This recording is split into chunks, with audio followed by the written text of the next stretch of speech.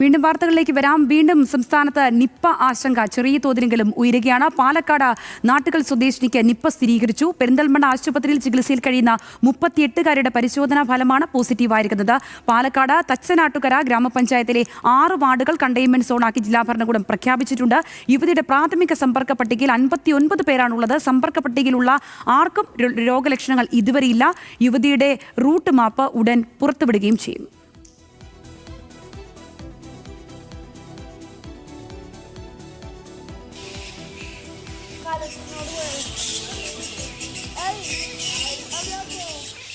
വിവരങ്ങളുമായി പാലക്കാട് നിന്ന് അജിത് ബാബു ചേരുകയാണ്. അജിത്ത്, ഏതാണെങ്കിലും ഒരാൾക്ക് സ്ഥിരീകരിച്ചിരിക്കുന്ന സാഹചര്യം ആറോളം വാർഡുകളെ അവിടെ കണ്ടെയ്ൻമെന്റ് സോണാക്കി ജില്ലാ ഭരണകൂടം ഇതുവരെ പ്രഖ്യാപിച്ചിട്ടുണ്ട്. ഏത് തരത്തിലാണ് ഇപ്പോൾ അവിടുത്തെ ചികിത്സകൾ പുരോഗമിക്കുന്നത്? ആരോഗ്യ വകുപ്പ് എടുത്തിരിക്കുന്ന ജാഗ്രത ഏത് വിധേനയാണ്? അത് മാത്രമല്ല, ജില്ലാ ഭരണകൂടം സ്വീകരിച്ചിരിക്കുന്ന ജാഗ്രത കൂടി.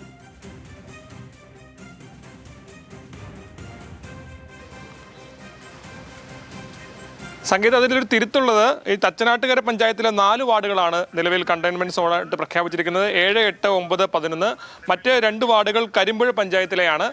17, 18 വാർഡുകൾ, അങ്ങനെ വാർഡുകളാണ് ഇത്തരത്തിൽ കണ്ടെയ്ൻമെന്റ് സോണായി പ്രഖ്യാപിച്ചിരിക്കുന്നത്. നിലവിൽ 59 പേർക്കാണ് പ്രൈമറി കോൺടാക്ട് പട്ടികയിലുള്ളത്. സമ്പർക്കത്തിൽ 59 പേരുണ്ടെന്നാണ്. ഇവരെല്ലാം ക്വാറന്റൈനിലാണ്. വീട്ടിലുൾപ്പെടെയുള്ളവരും ക്വാറന്റൈനിലാണ്. നിരവധി ആശുപത്രികളിൽ 25-ാം തീയതിയാണ് ഈ പനിയുടെ ലക്ഷണങ്ങൾ കണ്ടു തുടങ്ങി. അന്ന് മുതൽ പാലക്കാട് 4 ആശുപത്രികൾ സന്ദർശിച്ചിട്ടുണ്ട്. അവിടെ എത്തിയ ആളുകളും കണ്ട നഴ്സുമാരെ ഉൾപ്പെടെ അവർക്കെല്ലാം നിർദ്ദേശം നൽകിയിട്ടുണ്ട്. മാത്രമല്ല, കുടുംബത്തിലുള്ളവർക്കും ഇത്തരത്തിൽ വീട്ടിൽ തന്നെ ക്വാറന്റൈനിൽ ഇരിക്കാനുള്ള നിർദ്ദേശവും നൽകിയിട്ടുണ്ട്. ഈ പ്രദേശത്താകമാനം കൃത്യമായ ജാഗ്രത നിർദ്ദേശം പുറപ്പെടുവിച്ചിട്ടുണ്ട്. ആളുകൾ ഈ കണ്ടെയ്ൻമെന്റ് സോണിൻ്റെ അകത്തേക്ക് പുറത്തു നിന്നുള്ള ആളുകൾ കയറാൻ ഉൾപ്പെടെയുള്ള പാടില്ല എന്നുൾപ്പെടെയുള്ളതാണ് ജില്ലാ ഭരണകൂടം പറയുന്നത്. കൃത്യമായ മാനദണ്ഡങ്ങൾ പാലിക്കണം, ജാഗ്രത പാലിക്കണം, മാസ്ക് ഉപയോഗിക്കണം എന്നുൾപ്പെടെയുള്ള കാര്യങ്ങൾ കൃത്യമായി പറയുകയാണ്. നമുക്കറിയാം, നിപ്പയെ വളരെ സൂക്ഷ്മതയോടുകൂടി കൈകാര്യം ചെയ്യേണ്ട ഒരു വൈറസാണ്. അതുകൊണ്ട് തന്നെ അത്രയും ഗൗരവത്തോടുകൂടി തന്നെയാണ് ആരോഗ്യവകുപ്പ് ഈ കാര്യത്തെ കാണുന്നത്. പക്ഷേ ആശങ്കപ്പെടേണ്ട സാഹചര്യമില്ലെന്ന് പറയുന്നു. കാരണം ഇപ്പോൾ നിലവിലെ സാഹചര്യം അനുസരിച്ച് ഇത്തരത്തിൽ ഈ പ്രൈമറി കോൺടാക്റ്റ് ഉള്ളവർക്ക് ഒന്നും ഒരു തരത്തിലുള്ള രോഗലക്ഷണങ്ങളുമില്ല. അതുകൊണ്ട് നിലവിൽ ആശങ്കപ്പെടാനുള്ള സാഹചര്യമില്ല. ജാഗ്രതയാണ് വേണ്ടത് എന്നുള്ളതാണ് ജില്ലാ ഭരണകൂടം വ്യക്തമാക്കുന്നത്. ഈ ചികിത്സയിൽ കഴിയുന്ന സ്ത്രീയുടെ ആരോഗ്യനില അല്പം മോശമാണ്. വെന്റിലേറ്ററിൽ ഇപ്പോഴും തുടരുകയാണ്.